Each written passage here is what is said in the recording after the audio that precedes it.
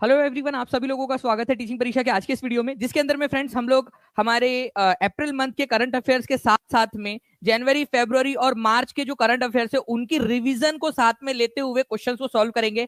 आप लोगों के लिए एक बहुत बढ़िया प्लेटफॉर्म है जहां पर मैं आप लोग जो अभी फिलहाल के जो करंट अफेयर्स है वो तो आप लोग पढ़ोगे ही, साथ ही साथ जो हमने पहले पढ़ा हुआ है या जो आप लोगों को और एक्स्ट्रा इन्फॉर्मेशन जो क्वेश्चंस के माध्यम से याद करने की जरूरत है उनको भी मैं साथ साथ में याद करवाता चलूंगा। तो इससे ज्यादा बेहतर कोई चीज हो नहीं सकती कि आप लोगों को 4 महीने का करंट अफेयर जो है आप लोगों को याद हो रहा है, बार बार आप रिवाइज कर रहे हो, जिससे कि आप भूलोगे नहीं और एग्जाम के अंदर में पिन टू द पॉइंट सही आंसर लगा कर आओगे। तो चलिए जल्दी से हम लोग यहाँ पर में शुरू करते हैं। जितने भी बच्चे यहाँ पर में जुड़ चुके हैं उन सभी लोगों का स्वागत है। जितने बच्चे जिन्होंने सेशन को लाइक कर दिया उन सभी लोगों का धन्यवाद। एक बार जल्दी जल्दी से हाथ ऊपर कर देंगे फ्रेंड जितने भी लोगों ने सेशन को लाइक कर दिया है, क्योंकि आप ही लोग हैं जिन्होंने इस सेशन को एनर्जी दी है।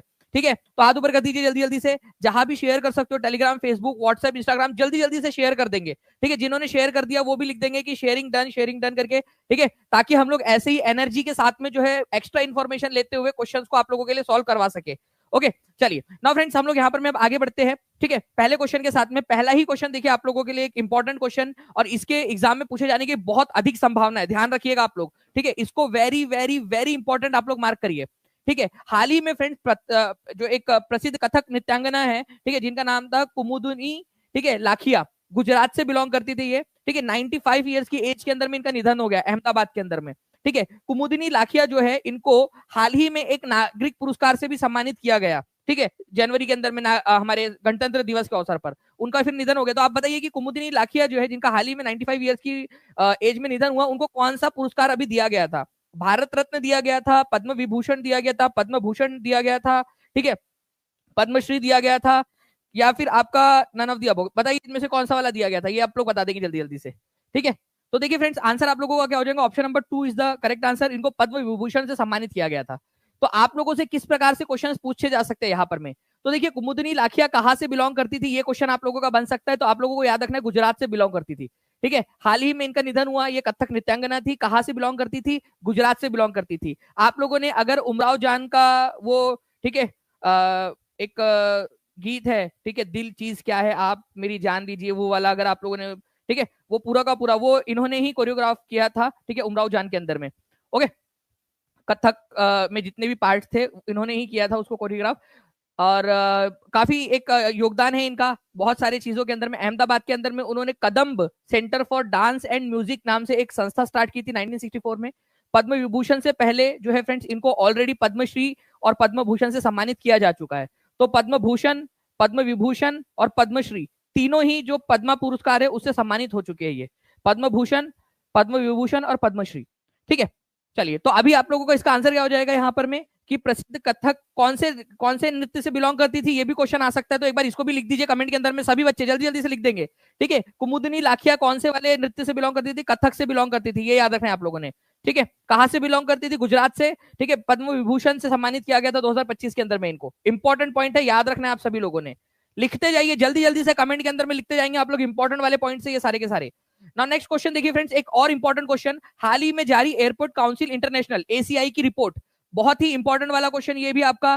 ठीक है, एयरपोर्ट काउंसिल, ठीक है, एयरपोर्ट काउंसिल इंटरनेशनल एसीआई की जो रिपोर्ट है इसके अनुसार विश्व के जो सबसे बिजी, सबसे जो आपके व्यस्त हवाई अड्डे होते हैं उनकी सूची जारी की गई है।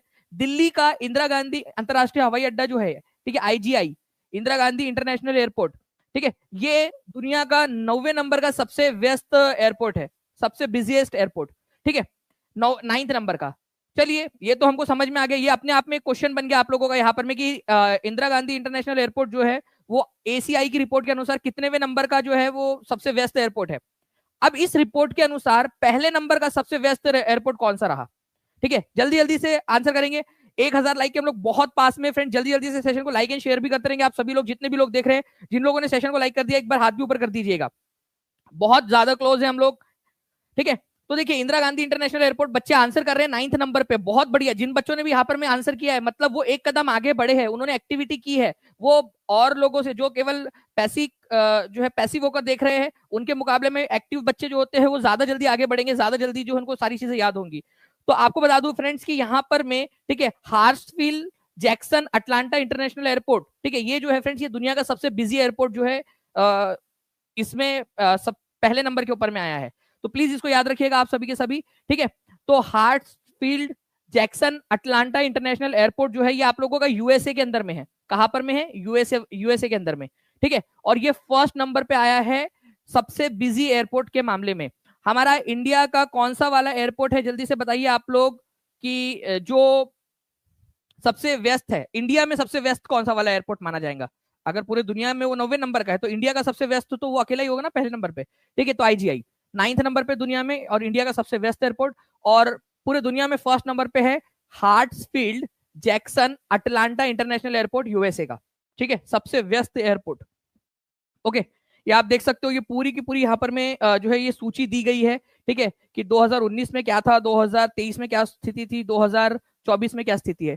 तो देखिए अलग अलग समय के ऊपर में जो है फ्रेंड्स, अटलांटा जो यूएसए का एयरपोर्ट है ये सबसे ज्यादा व्यस्त एयरपोर्ट ही माना जा रहा है पैसेंजर्स के मामले में, ठीक है। और पहले जो पिछली रिपोर्ट थी आईजीआई 10वें नंबर पे था, अब 9वें नंबर पे आ गया है, ठीक है।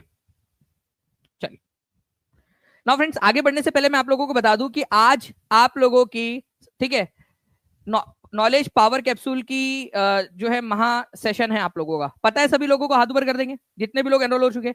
आज जो है फ्रेंड्स हम लोग 3 घंटे लगातार रात में 8 बजे से रात के 11 बजे तक लगातार मोस्ट इंपॉर्टेंट जो कंसेप्ट है, जो अक्सर बच्चे छोड़ देते हैं या उनके ध्यान में नहीं रहता, उन सारी चीजों को हम लोग कवर करने वाले हैं। उसके तुरंत बाद, ठीक है, आप लोगों की क्या होगी, 200 नंबर की टेस्ट होंगी, 200 प्रश्नों की टेस्ट होंगी, जिसमें आपको केवल 90 मिनट्स देंगे हम लोग। अच्छा, क्यों कर रहे हैं इतना, आप लोगों से परिश्रम क्यों करवा रहे हैं? क्योंकि देखिए ऐसा हम मान के चल रहे कि भाई मान लेते कि आप थके हुए हो, आपने 3 घंटे की यात्रा की है एग्जाम देने से पहले, आपको दूर सेंटर मिल गया, फिर आपको एग्जाम देनी है, तो आपकी प्रैक्टिस हो रही है, आपकी फिजिकल मेंटल जो है यहाँ पर में प्रिपरेशन हो रही है कि किस तरीके से आप जो है एक समय में जब आप थक चुके हो उसके बाद में भी आप क्वेश्चंस अटेम्प्ट कर पाए। करना चाहिए कि नहीं करना चाहिए? हर तरीके से प्रैक्टिस आप लोगों की करवानी चाहिए कि नहीं करवानी चाहिए? कितने लोग मानते हैं? जल्दी से यहाँ पर मैं हाथ ऊपर करके बता देंगे या यस लिख देंगे, करवानी चाहिए कि नहीं करवानी चाहिए आप लोगों की प्रिपरेशन। उसके बाद में भी कि मान लो कि आपके पास में समय कम है, तो 90 मिनट में आप 200 क्वेश्चंस कैसे सॉल्व कर पाते हो, कितना स्पीड में कर पाते हो, कितना अच्छे से आप दिमाग लगा पा रहे हो, आपके दिमाग को आदत जो है यहाँ पर में डलवा रहे हैं हम, ठीक है। टीचिंग परीक्षा इतने माइन्यूट लेवल के ऊपर में जाकर सोचता है, हम अगले दिन भी दे सकते थे, लेकिन हम चाहते हैं कि यहाँ पर में आपको क्या किया जाए, आप लोगों को आदत डलवाई जाए, देखा जाए कि क्या आप लोग जो है इतने सक्षम अपने आप को बना पा रहे हो, ठीक है। कोई बात नहीं, थके हुए रहेंगे, लेकिन आपका माइंड जो है ना, जब एक्चुअल सिचुएशन आएंगी ऐसी, तब आपका माइंड प्रिपेयर्ड रहेगा, ज्यादा आसान लगेंगी उसको, आपके एक्चुअल एग्जाम जो है ज्यादा आसान लगेंगी उसको। जो बच्चे अभी भी जुड़ना चाहते हैं, अभी जो है फ्रेंड 6 बजे से पहले पहले जुड़ सकते हो आप लोग, या फिर आप लोग पेड क्लास के अंदर में जुड़ जाइए। पेड क्लास में जितने भी बच्चे पेड ऐप जो आपका बैच है उसके अंदर में आप जुड़ जाओगे, तो उसमें आपको 99 भी नहीं देना है, आपके लिए फ्री है। और इसके बाद के जितने भी अगर नॉलेज पावर कैप्सूल 2.0 आएगा, नॉलेज पावर कैप्सूल 3.0 आएगा, वो आपके लिए फ्री रहेगा, ठीक है, अगर जो पेड स्टूडेंट जुड़े हुए रहेंगे, ठीक है। और 199 रुपीज का गिफ्ट हैम्पर भी रहेगा, जो टॉप 50 बच्चे रहेंगे इस टेस्ट के अंदर में। ना आगे बढ़ते हम लोग फ्रेंड्स, यहाँ पर में उत्तर प्रदेश के वाराणसी से कौन सा वाद्य यंत्र हाल ही में भौगोलिक संकेतक जो है उसको प्राप्त हुआ है, जीआई टैग प्राप्त हुआ है उसको। तो वाराणसी से बिलोंग करता है वो वाद्य यंत्र, ठीक है, उसको भौगोलिक संकेतक या फिर जीआई टैग मिला है, ज्योग्राफिकल इंडिकेशन टैग। ओके, शहनाई है, तबला है, सितार है, मृदंगम है, वीणा है, किसको मिला है? ठीक है, वाराणसी का। जल्दी बताना है आप सभी लोगों ने, इंपॉर्टेंट है, एग्जाम के अंदर में आप लोगों से पूछ सकते हैं।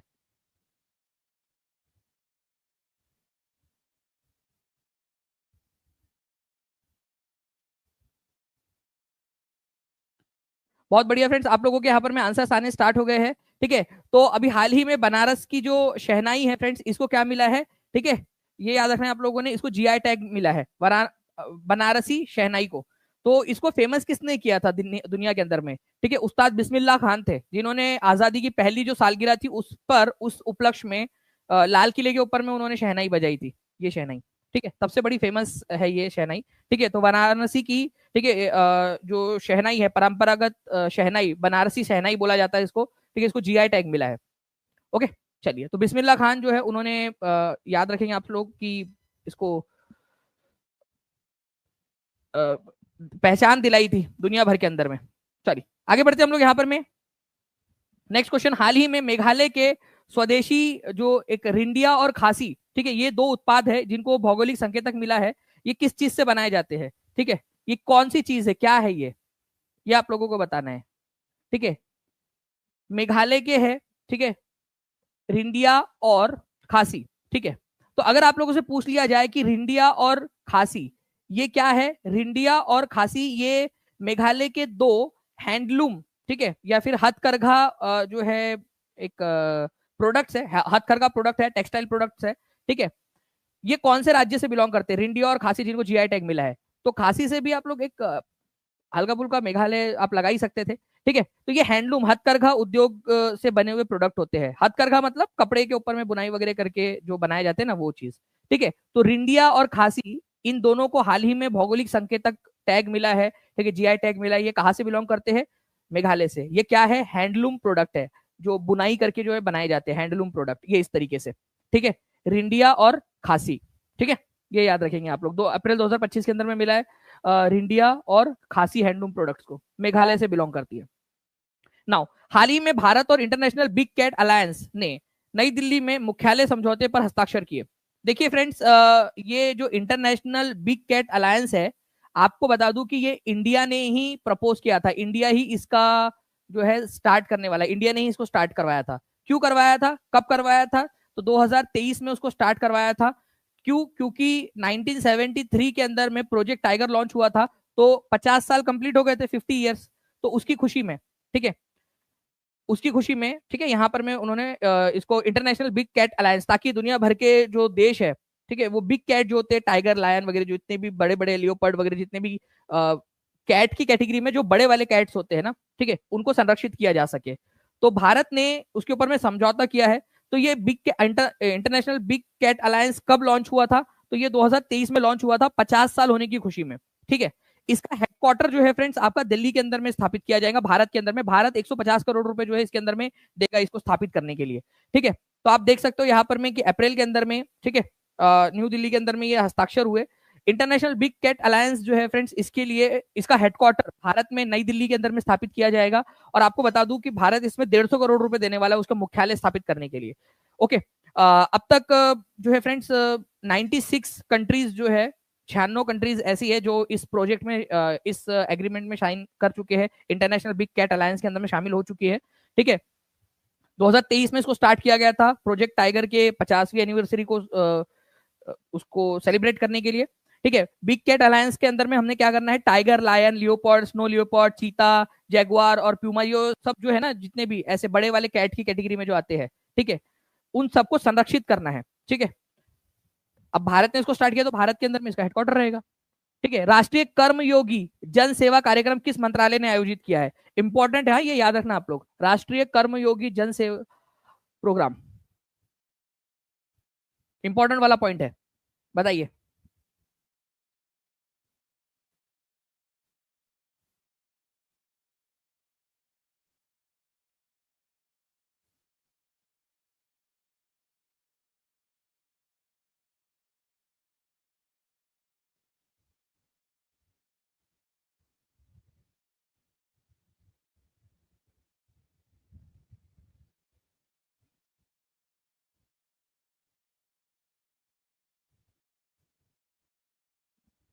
ठीक है, यहाँ पर में जो है फ्रेंड्स आयुष मंत्रालय जो है, ठीक है, आपको पता है कि स्वदेशी जितनी भी हमारी चिकित्साएं है, उन सबको कैटर करने के लिए एक मंत्रालय बनाया गया था, आयुष मंत्रालय, ठीक है। तो ये जो आयुष मंत्रालय है, ठीक है, इससे याद रखना है आप लोगों ने, इसने क्या किया है, अपने ही एम्प्लॉइज को ट्रेन करने के लिए, ताकि वो बाकी काम ज्यादा बेहतर तरीके से कर सके, आयुष मंत्रालय की जो स्कीम्स है, आयुष मंत्रालय का जो काम है, उसको बेहतर तरीके से लोगों तक पहुंचा सके, ठीक है। उसके लिए राष्ट्रीय कर्मयोगी जन सेवा कार्यक्रम शुरू किया था, ठीक है, अपने एम्प्लॉइज को ट्रेन करने के लिए। तो आयुष मिनिस्ट्री ने, आयुष मंत्रालय ने, मिनिस्ट्री ऑफ आयुष ने अपने एम्प्लॉइज को ट्रेन करने के लिए राष्ट्रीय कर्मयोगी जन सेवा कार्यक्रम शुरू किया था, ताकि आयुष मंत्रालय के अंतर्गत आने वाली जो चिकित्साएं है उनको बढ़ावा दिया जा सके, उसको बेहतर तरीके से लागू किया जा सके, ठीक है। आयुष मंत्रालय ने इसको लॉन्च किया था, तो प्लीज इसको याद रख लीजिएगा आप लोग, इंपॉर्टेंट है, एग्जाम के अंदर में आप लोगों से पूछ सकते हैं, ठीक है।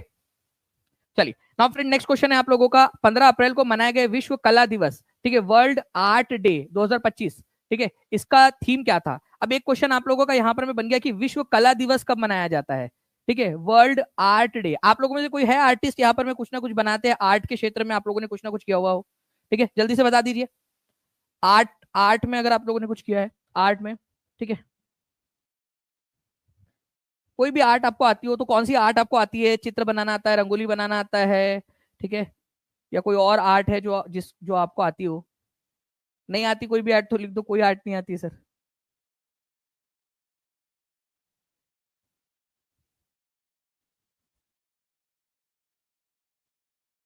ठीक है, देखिए फ्रेंड्स, यहाँ पर मैं विश्व कला दिवस कौन सी तारीख को मनाया जाता है, तब तक एटलीस्ट ये आंसर लिख दीजिए। जिनको आंसर नहीं पता कम से कम ये लिख देंगे कमेंट के अंदर में। हर बच्चा जो है यहाँ पर मैं एक्टिव रहेगा, सबसे पहली बात। एटलीस्ट अगर वो नहीं पता तो जो क्वेश्चन में दिख रहा है, आंसर बन रहा है, जिसके ऊपर में क्वेश्चन बन सकता है, वो आप लोग करते रहोगे। ठीक है, तो विश्व कला दिवस कब मनाया जाता है, इस क्वेश्चन का आंसर आप लोग करोगे। ठीक है, उसके बाद में जो है फ्रेंड्स, इसकी जो थीम थी वो थी अ गार्डन ऑफ एक्सप्रेशन। ठीक है, अभिव्यक्ति का एक उद्यान। ठीक है, कला के माध्यम से समुदाय का विकास, कला के माध्यम से आप पूरी की पूरी कम्युनिटी को डेवलप कर सकते हो। Cultivating community through art. ठीक है, कम्युनिटी का विकास करना, कम्युनिटी को डेवलप करना, कम्युनिटी को आगे बढ़ाना आर्ट या कला के माध्यम से। तो garden of expression, cultivating community through art. तो आप बस इतना याद रख लीजिए, कम्युनिटी को विकास करना आर्ट के थ्रू। आप जो है आर्टिस्ट हो, आर्टिस्ट लोगों के हाथ में वैसे भी बहुत सारी ताकत होती है। कई सारे आर्टिस्ट है जिन्होंने जो है ये जो लोगों के अंदर में चेतना फैलाई है। जैसे आप लोगों को पता होगा, हमारे भारत के अंदर में 1905 में जब बंगाल का बंटवारा हुआ, उस समय में एक भारत माता की पेंटिंग बनाई गई थी। आप बता सकते हो किसने बनाई थी वो पेंटिंग? बहुत ही फेमस पेंटिंग है वो, अवनींद्रनाथ टैगोर ने। अगर आप लोगों को याद हो, क्वेश्चन आया भी था एग्जाम के अंदर में। तो अवनींद्रनाथ टैगोर जो है, उन्होंने भारत माता की पेंटिंग बनाई थी, जो कि बहुत सारे न्यूज़पेपर के अंदर में उस समय में पब्लिश की गई थी, उस समय के, जिन्होंने एक चेतना जगाई थी भारत के लोगों के अंदर में। ठीक है, एक जो है यहाँ पर में इनपर्सनेशन क्रिएट किया गया था। ठीक है, व्यक्तित्व क्रिएट किया गया भारत का, कि भारत माता का एक एक लेडी के रूप में दिखाया गया जब। ठीक है, तो आर्टिस्ट के हाथ में इतनी पावर होती है। तो अवनींद्रनाथ टैगोर जो थे, उन्होंने किया था, ये याद रखना आप लोगों ने। A garden of expression, cultivating community through art, 15 April को विश्व कला दिवस मनाया जाता है। ठीक है, चलिए। अच्छा, 15 अप्रैल को क्यों मनाया जाता है? ठीक है, तो तुम्हारे चचा लियोनार्डो दा विंसी जो है, इनका जन्मदिन होता है, ये याद रखना है आप लोगों ने। ठीक है, तो लियोनार्डो दा विंची, इनके जन्मदिन के अवसर पर इसको मनाया जाता है, ये याद रखना है आप लोगों ने, वर्ल्ड आर्ट डे। ठीक है, लियोनार्डो दा विंची का जन्मदिन। ठीक है, नेक्स्ट क्वेश्चन जो है आप लोगों का, अप्रैल 2025 में नाविका सागर परिक्रमा 2 अभियान के अंतिम चरण के लिए केप टाउन से किस भारतीय नौसेना नौकायान पोत को रवाना किया गया था? ठीक है, हमारे भारत के अंदर में नाविका सागर परिक्रमा अभियान जो है वो चलाया जा रहा है।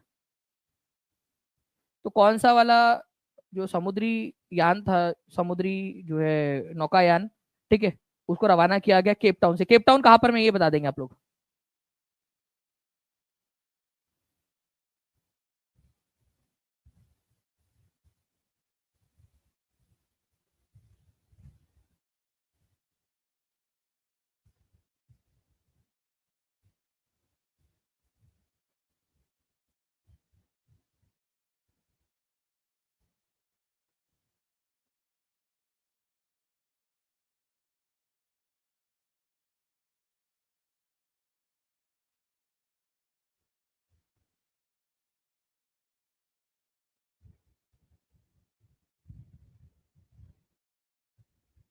जी, तो देखिए फ्रेंड्स, यहाँ पर मैं आप लोगों को बता दूं, नाविका सागर परिक्रमा, आप लोगों को एक चीज यहाँ पर में समझ में आ रही होगी। परिक्रमा का मतलब यहाँ पर में हो गया कि भाई एक जो है ऑल वुमेन ऑफिसर्स क्रू है इसके अंदर में।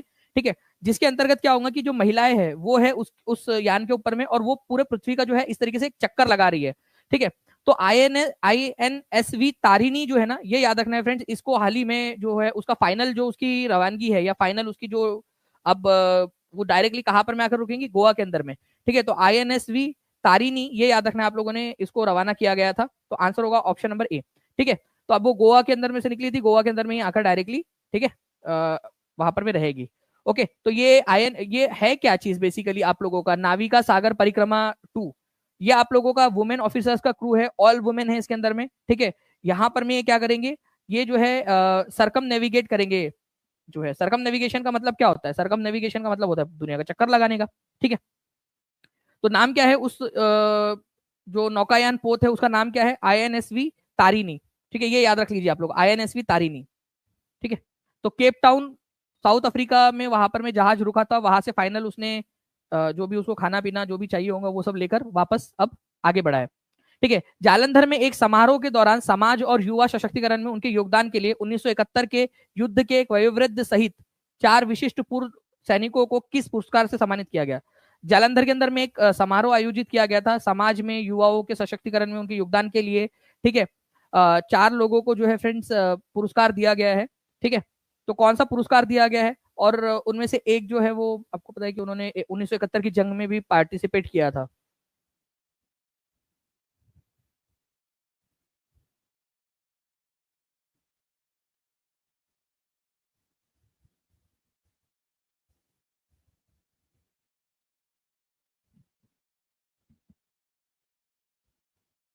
ठीक है, तो फ्रेंड्स यहाँ पर में जो 4 लोग हैं उन लोगों को जो हमारे पूर्व सैनिक रहे हैं, ठीक है, उनको वेटरन अचीवर्स अवार्ड, ठीक है, वरिष्ठ उपलब्धि पुरस्कार जो है उससे सम्मानित किया गया है। ये याद रखना आप लोगों ने। ठीक है, वेटरन उपलब्धि पुरस्कार या फिर वरिष्ठ उपलब्धि पुरस्कार, वेटरन अचीवर्स अवार्ड। मैं आप लोगों को फोटो भी दिखा देता हूँ, यहाँ पर मैं आप लोग देख सकते हो। ठीक है, हमारे सेना के अभी जो करंट में जवान है वो लोग, और साथ ही साथ जिन लोगों को दिया गया है उन लोगों को। तो 4 एक्स सर्विसमैन जो है, जिनमें से एक 1971 के जो है वेटरन्स भी है। ठीक है, तो उन लोगों को वेटरन अचीवर्स अवार्ड से सम्मानित किया गया है उनके सोसाइटी के अंदर में अपने योगदान के लिए। ठीक है, तो इनके अंदर में कौन कौन लोग हैं यहाँ पर में? कर्नल जगदीप सिंह है, ठीक है, कमांडर गुरचरण सिंह है, ठीक है, ऑनररी कैप्टन है गुरमील सिंह, और हवलदार सिमरनजीत सिंह। ठीक है, ये 4 लोग हैं जिन लोगों को दिया गया है। जालंधर के अंदर में ये हुआ था, ये जो पूरा का पूरा कार्यक्रम है वेटरन अचीवर्स अवार्ड से सम्मानित किया गया। नेक्स्ट क्वेश्चन की तरफ में आगे बढ़ते हैं। 2025 में भारत उज्बेकिस्तान संयुक्त सैन्य अभ्यास, ठीक है, दस्तलिक का 9 जो है कौन सा संस्करण कहाँ आयोजित किया गया था? बताना है आप लोगों ने कि भारत और उज्बेकिस्तान, ठीक है, इनके बीच में कौन सा वाला जो है आपका सैन्य अभ्यास होता है, ठीक है, उसका नाम क्या है? ये बता दीजिए अगर आप लोगों को इसका आंसर ना पता हो तो, तब तक, जब तक कि मैं आपको इसका आंसर ना बता दूं। तो इंडिया और उज्बेकिस्तान के बीच में जॉइंट मिलिट्री एक्सरसाइज जो है दस्तलिक नाम से एक्सरसाइज होती है, तो इसका कौन से नंबर का संस्करण था और कहां पर में आयोजित हुआ था ये? देखिए, एक पुणे के अंदर में औंध नाम की जगह है, पुणे में। ठीक है, पुणे महाराष्ट्र के अंदर में एक औंध नाम की जगह है, वहां पर में फॉरेन ट्रेनिंग नोड है। ठीक है, फॉरेन ट्रेनिंग नोड का मतलब होता है कि विदेशों के अंदर में जाकर जो लोग सेवाएं देते हैं ना, ठीक है, वहां उन लोगों को ट्रेनिंग दी जाती है। तो उसी जगह पे भारत और उज्बेकिस्तान के सैनिक आपस में मिले, और वहां पर में दस्त लिंक नाम की जो एक्सरसाइज थी, जो एक अभ्यास करना था कि कभी मान लो जरूरत पड़ गई और इंडिया और उज्बेकिस्तान के सैनिकों को साथ में कोई ऑपरेशन चलाना पड़े, तो कैसे वो लोग एक दूसरे के साथ में कोऑपरेट करेंगे, उसकी अभ्यास किया था उन्होंने। ये 6वें नंबर का एडिशन था इस दस्तलिक सैन्य अभ्यास का, और पुणे के औध के अंदर में हुआ था ये याद रखना है आप लोगों ने। तो आंसर इसका हो जाएगा ऑप्शन नंबर 2। तो भारत उज्बेकिस्तान के बीच में जो एक्सरसाइज होती है वो कौन सी एक्सरसाइज है? अच्छा, एक क्वेश्चन और बन सकता है यहाँ पर में कि दस्तलिक जो है फ्रेंड्स, ये बताना है आप लोगों ने कौन से 2 देशों के बीच में होती है। ये भी क्वेश्चन बन सकता है। एक बार जल्दी जल्दी से सेशन को लाइक एंड शेयर करते रहेंगे जितने भी लोग देख रहे हैं, और चैनल को जितने भी लोग हैं जिन्होंने अब तक सब्सक्राइब नहीं किया, चैनल को सब्सक्राइब जरूर कर लेंगे फ्रेंड्स, ताकि इसी तरीके से और भी सारी आप लोगों को चीजें जो है वो मिलती रहे। ठीक है, आपको बता दूं आज नॉलेज पावर कैप्सूल है आप लोगों का शाम में। ठीक है, आज रात 8 बजे से 11 बजे तक, और उसके बाद में आप लोगों की टेस्ट होंगी 200 नंबर की। तो जितने भी बच्चे जुड़ना चाहते हैं जल्द से जल्द जुड़ जाए, कहीं ऐसा ना हो कि आप लोगों से अपॉर्चुनिटी छूट जाए। ठीक है,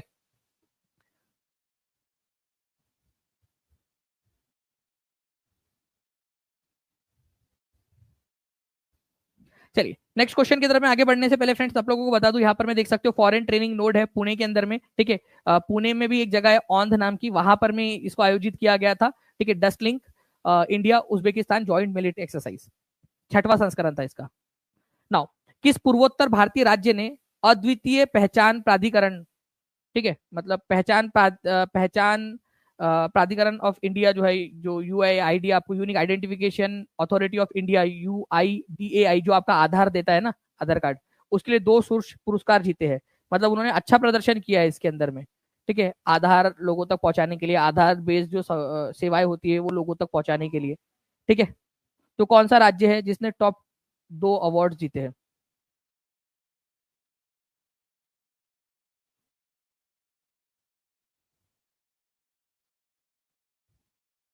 अच्छा, आधार कार्ड में कितने डिजिट्स होते हैं, बता सकते हो आप लोग? आधार कार्ड में कितने डिजिट्स होते हैं? जल्दी से, एकदम फास्ट, बिना गिने आप लोग बताओगे जल्दी से, कितने डिजिट्स होते हैं आधार कार्ड के अंदर में?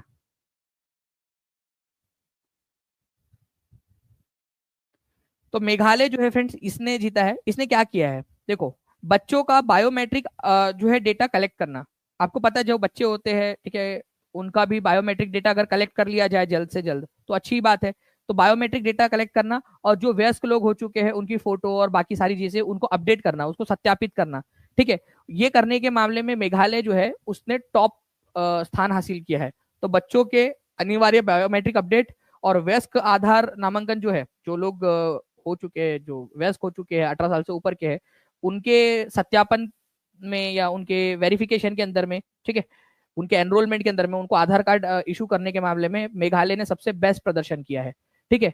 तो मेघालय ने UIDAI, ठीक है, इसके जो कार्यक्रम था, इसकी जो बेसिकली कंपटीशन चल रहा था कि कौन अच्छा प्रदर्शन करता है, तो इन दोनों मामलों में जो है मेघालय ने अच्छा प्रदर्शन किया है। ओके, और आधार कार्ड आपका 12 डिजिट का होता है, ये याद रखना है आप सभी लोगों ने, ठीक है। तो ये एक पॉइंट है जो याद रखोगे आप सभी लोग। इस पर्टिकुलर क्वेश्चन को देख लीजिए आप लोग, ताकि अगर ये क्वेश्चन एग्जाम के अंदर में आता है तो आप लोग किस तरीके से सॉल्व करोगे यहाँ पर में आपको पता होना चाहिए। चलिए, बहुत बढ़िया फ्रेंड्स। यहाँ पर मैं जैसे देख पा रहा हूँ 1920 बच्चे यहाँ पर में जुड़ चुके हैं। जल्दी जल्दी से सेशन को लाइक एंड शेयर करते रहेंगे आप सभी लोग, जहां जहां भी शेयर कर सकते हो, ठीक है, ताकि ऐसे ही और भी हम लोग जो है बहुत सारे क्वेश्चंस आगे में आने वाले सेशंस में भी कर सके। भारतीय भारोत्तोलन महासंघ, ठीक है, इंटरनेशनल वेट लिफ्टिंग फेडरेशन, ठीक है, एटलीस्ट कमीशन के चेयरपर्सन के रूप में किसको नामित किया गया है बताइए। इंपॉर्टेंट मार्क करिए आप लोग इसको, ठीक है। भारोत्तोलन आपको पता है ना, वो भारोत्तोलन मतलब वो ऐसा वेट उठाते हैं जो, ठीक है।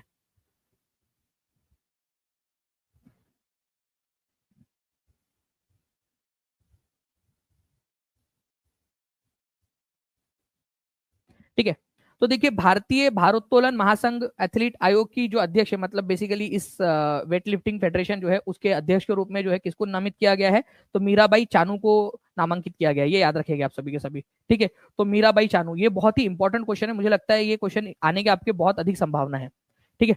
तो मीराबाई चानू, तो आप लोग प्लीज इसको याद रखिएगा। ओलंपिक के अंदर में सिल्वर मेडल भी इन्होंने जीता था, ठीक है, और इन्होंने 205 किलो का जो है रिकॉर्ड बनाया था, नेशनल रिकॉर्ड है इनके पास में, ठीक है।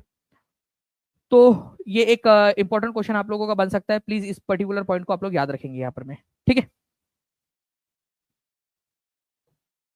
इसके अलावा उपाध्यक्ष किसको चुना गया है, ये तो अध्यक्ष बन गई, उपाध्यक्ष किसको चुना गया है, राष्ट्रमंडल खेल जो कॉमनवेल्थ गेम थे, ठीक है, उसके अंदर में। अच्छा, मैं आपको बता दूं फ्रेंड्स कि आज का जो नॉलेज कैप्सूल है उसके अंदर में मैं नॉलेज पावर कैप्सूल है आपका, उसके अंदर में कॉमनवेल्थ गेम्स के बारे में, कॉमनवेल्थ नेशंस के बारे में भी आपको पढ़ाने वाला हूँ। कल ही मैंने उसके अंदर में वो डाल भी दिया है उसमें इन्फॉर्मेशन, ठीक है। तो एस सतीश कुमार जिन्होंने कॉमनवेल्थ गेम के अंदर में जो है यहाँ पर मैं स्वर्ण पदक जीता था, वो 4 साल के कार्यकाल के लिए उपाध्यक्ष बने हैं। तो आपको दो चीजें याद रखनी है, मीराबाई चानू अध्यक्ष बनी है, ठीक है, एस सतीश कुमार जो है उपाध्यक्ष बने हैं।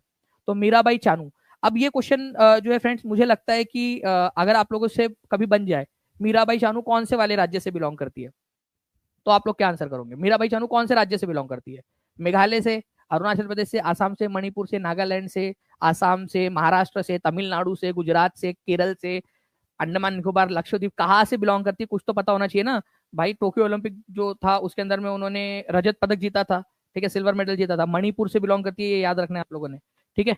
मणिपुर से, मणिपुर मणिपुर से बिलोंग करती है मीराबाई चानू। इंपॉर्टेंट पॉइंट है, प्लीज इसको याद रखिएगा आप सभी के सभी लोग, ठीक है, एग्जाम के अंदर में पूछे जाने की प्रबल संभावना है इसकी, ठीक है। मणिपुर से सभी लोग लिख देंगे, जल्दी से कमेंट के अंदर में लिख दीजिए मीराबाई चानू मणिपुर से बिलोंग करती है, ठीक है। जो कि अभी ओलंपिक के अंदर में उन्होंने जो टोक्यो ओलंपिक था उसके अंदर में सिल्वर मेडल जीता था, ठीक है। और एस सतीश कुमार जो है ये उपाध्यक्ष बने हैं, वाइस चेयरपर्सन बने हैं, ठीक है, IWLF के। वित्त वर्ष 2024-25 में भारत का कुल माल और सेवाओं का निर्यात क्या था, ठीक है। Total exports of goods and services, export का मतलब होता है जो हम लोग बाहर भेजते हैं, ठीक है, बाहर भेजते हैं, देश के बाहर, भारत में बनता है और बाहर भेजा जाता है, एक्सपोर्ट करते हैं। तो बताइए कि 2024-25 में कितना रहा हमारा टोटल एक्सपोर्ट। एक्सपोर्ट जो है फ्रेंड्स एक तरीके से एक अच्छी चीज होती है, क्योंकि इससे हमें जो है विदेशी मुद्राएं प्राप्त होती है भारत को, जिससे हम दूसरी और चीजें भारत के अंदर में मंगा सकते हैं जो हमें चाहिए, ठीक है। अब देखिए फ्रेंड्स, ग्रोथ हुई है पिछले साल के मुकाबले में, पिछले इससे पहले के मुकाबले में हम लोग हमारे भारत में एक्सपोर्ट्स की ग्रोथ हुई है, ठीक है। कितनी ग्रोथ हुई है, ठीक है, जितना भी हम लोगों ने माल माल मतलब जितना भी सामान जो होता है ना, जो फिजिकल गुड्स होते हैं वो, और सेवाएं मतलब सर्विसेज। कई बार ऐसा होता है कि हमारे भारत के लोग जो है बाहर के देशों के को सेवाएं, सॉफ्टवेयर, ये सारी चीजें प्रोवाइड कर रहे होते हैं, तो उसमें निर्यात हमने कितना किया है, उसमें बढ़ोतरी भी हुई है, ये भी पूछा जा सकता है कितनी परसेंट की बढ़ोतरी हुई है, तो 5.5% की बढ़ोतरी हुई है एटलीस्ट, ये तो लिख दो जब तक आप लोग 5.5% की बढ़ोतरी हुई है पिछले जो है हमारे डेटा के मुकाबले में, ठीक है। तो 5.5% की बढ़ोतरी हुई है, और कितना हो गया है अभी हमारा, ठीक है, 820.93, ठीक है, बिलियन डॉलर, अरब डॉलर जो है आप लोगों का 820, ठीक है, 0.93 अरब डॉलर जो है, ये इतने रुपए के बराबर के वैल्यू का हमने गुड्स और सर्विसेज एक्सपोर्ट किया है, ठीक है, इतना हमने एक्सपोर्ट किया, और एक्सपोर्ट बढ़ना चाहिए, एक्सपोर्ट बढ़ना अच्छी बात है, ठीक है, इससे हमारे भारत के अंदर में रोजगार के अवसर जो है उत्पन्न होते हैं, साथ ही साथ क्या होता है, हमारे भारत के पास में विदेशी मुद्राएं आती है, ठीक है, जिससे कि हम और कुछ चीजें जो हमारे पास में अभी नहीं है वो हम लोग ले सकते हैं, ठीक है।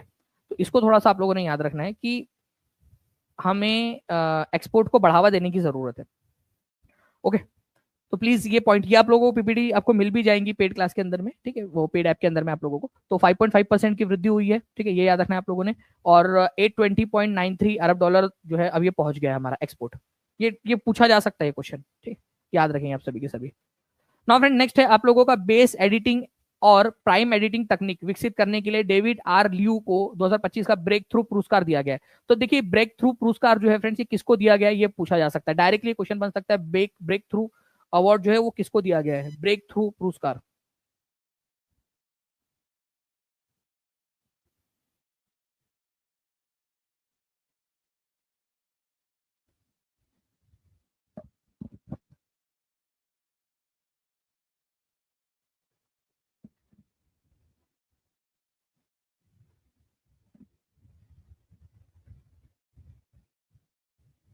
ठीक है, तो ये जो base editing and prime editing technique है ना, ये बेसिकली आप लोगों का जीन्स से रिलेटेड है, जीन्स जो जेनेटिक होता है ना, हमारे हमारे जीन्स होते हैं, डीएनए वगैरह, ठीक है, उनसे रिलेटेड है ये आप लोगों का। तो साइंस के क्षेत्र में ये पुरस्कार प्रोवाइड किया जाता है, ठीक है। तो ब्रेक थ्रू प्राइज किसको दिया गया है, तो ये याद रखेंगे आप लोग जो है फ्रेंड्स, लाइफ साइंस के क्षेत्र में, साइंस में दिया गया है यहाँ पर में डेविड आर्ल्यू को, तो लाइफ साइंस के क्षेत्र में दिया गया है, जीव विज्ञान के क्षेत्र के अंदर में, ओके। ये याद रखिएगा आप सभी के सभी। जेनेटिक एडिटिंग जो होती है ना आपके डीएनए के अंदर में, जो एडिटिंग होती है, कई बार क्या होता है कि एक जो डीएनए है उसमें से कुछ जीन्स को निकाल लिया जाता है, उसकी जगह पे कोई और जीन को डाल दिया जाता है, ताकि देखा जाए कि किस तरीके से वो जीन वर्क कर रहा है, ओके। तो उसकी जो स्टडी होती है और उसके अंदर में जो एडिटिंग होती है, कई सारे जो एनिमल्स है उनके अंदर में किया गया है, ठीक है। तो लाइफ साइंस के क्षेत्र में, जीव विज्ञान के क्षेत्र में इनको दिया गया है ब्रेक थ्रू पुरस्कार। किसको दिया गया है, डेविड आर ल्यू को। तो ये भी याद रख लेना है आप लोगों ने, डेविड आर ल्यू को दिया गया है, ठीक है, ये है तुम्हारे मामा का लड़का डेविड आर ल्यू, ठीक है। लाइफ साइंस के अंदर में उन्होंने जीन एडिटिंग टेक्नोलॉजी को बढ़ावा दिया है, इसके लिए ब्रेक थ्रू पुरस्कार से सम्मानित किया गया है लाइफ साइंसेस के क्षेत्र में, ओके। तो ये सारी की सारी चीजें आप लोगों की इसके अलावा ये क्या होता है, डबल हेलिक्स कटिंग क्या होती है, ये सारी की सारी साइंस वाले जो स्टूडेंट्स हैं उन लोगों को पता होगा, डबल हेलिकल स्ट्रक्चर होता है डीएनए का, ठीक है। तो ये सारी चीजें आप लोगों को पता होनी चाहिए, ठीक है, थोड़ी थोड़ी सी। एक चीज और आप लोगों से बन सकती है कि डीएनए का जो स्ट्रक्चर है उसकी खोज किसने की थी, कि डीएनए का स्ट्रक्चर, डीएनए की खोज किसने की थी, कि कैसा होता है डीएनए, ये आप बताइएगा। नॉलेज पावर कैप्सूल के बारे में मैं आप लोगों को बता दूं फ्रेंड्स, कि नॉलेज पावर कैप्सूल आप लोगों का जो है आज रात में होने वाला है आप लोगों का, ठीक है। जितने भी बच्चे इसमें ज्वाइन हो चुके हैं या फिर पेड बच्चे हैं, वो हाथ ऊपर कर देंगे एक बार, ताकि पता चल जाए मुझे कि आप लोग जो है आने वाले हो आज। सभी लोग 8 बजे जुड़ जाइएगा, एग्जैक्ट 8 बजे, ताकि आप लोगों का कोई भी चीज छूटे ना। वॉटसन एंड, ठीक है, क्रुक, बहुत बढ़िया, बहुत सारे बच्चे यहाँ पर में लिख रहे हैं, ठीक है।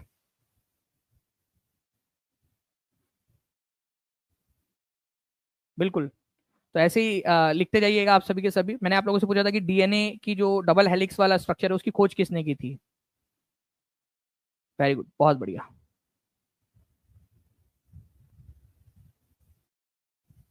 ठीक है। तो वॉटसन एंड क्रिक जो थे उन्होंने इसकी खोज की थी। तो आप लोग में से जितने भी बच्चे देख पा रहा हूँ मैं यहाँ पर, मैं आप लोग हाथ ऊपर कर रहे हो, ठीक है, बहुत सारे बच्चे कि आप नॉलेज कैप्सूल के अंदर में शाम में जुड़ने वाले हैं। तो आप सभी के सभी जो है, आप सभी का इंतजार रहेगा मुझे, और हम बहुत बढ़िया करेंगे। और मान लीजिए कि आगे में हम लोग नॉलेज पावर कैप्सूल 2.0 भी लेकर आते हैं, तो जितने भी पेड स्टूडेंट्स रहेंगे उनके लिए फ्री रहेगा। तो मैं चाहूंगा कि जितने भी बच्चे हैं वो अगर पेड स्टूडेंट्स पेड कोर्स में ज्वाइन हो जाते हैं तो आगे का भी आपके लिए फ्री रहेगा। अदरवाइज आपके पास में एक ऑप्शन है कि आप लोग 99 रुपीज का अलग से भी ले सकते हो। जितने भी पेड स्टूडेंट्स हैं उन लोगों के लिए फ्री है, ठीक है। उनके कोर्स में ऐड हो चुका है क्लास ऑलरेडी, ठीक है, लग चुकी है, शेड्यूल हो चुकी है, ठीक है। जो लोग अलग से लेना चाहते हैं वो लोग अलग से भी ले सकते हैं, नीचे में लिंक दी गई है, साथ ही साथ नीचे में नंबर भी चल रहा है आप लोगों का, ठीक है। उसके ऊपर में कॉल या व्हाट्सएप आप कर सकते हो, ठीक है। 9697888444 इस नंबर पे कॉल कर लीजिए या व्हाट्सएप कर लीजिए, ठीक है। 7611101101 इस पे भी आप लोग कॉल या व्हाट्सएप कर सकते हो, नीचे में लिंक दी गई है उस पर भी कर सकते हो। आप ऐप जरूर डाउनलोड कर लीजिएगा, उस पर भी आपको सारी जानकारी मिल जाएगी, ठीक है। चलिए, तो आज मचाते हैं फ्रेंड्स, ठीक है, आज कुछ तूफानी करते हैं। तो आज एक जो है कदम आगे बढ़ना है, बेहतर अपना वर्जन बनना है, ठीक है। उसके इससे आइए आप लोग एक दिन, ठीक है, अपने जो है फ्यूचर को समर्पित कर दो आज का दिन, और पूरा शिद्दत से पढ़ना है जो मैं आपको पढ़ाने वाला हूँ, ठीक है। आज का दिन पूरा का पूरा। चलिए मिलते हैं हम लोग फ्रेंड्स हमारे शाम में हमारे जो है नॉलेज पावर कैप्सूल के अंदर में आज रात में, ठीक है। जितने भी बच्चे जुड़ना चाहते हैं जल्दी से आप लोग आ जाइएगा, ठीक है। तब तक के लिए thank you very much, take care and bye, God bless you all. नीचे में नंबर चल रहा है, उस पर कॉल या व्हाट्सएप करके आप लोग जानकारी ले सकते हो, ठीक है। और आगे वाले जो नॉलेज पावर कैप्सूल्स रहेंगे वो भी पेड स्टूडेंट्स के लिए फ्री रहेंगे, ये मैं आपको आश्वासन देता हूँ। Thank you very much friends, bye, thank you.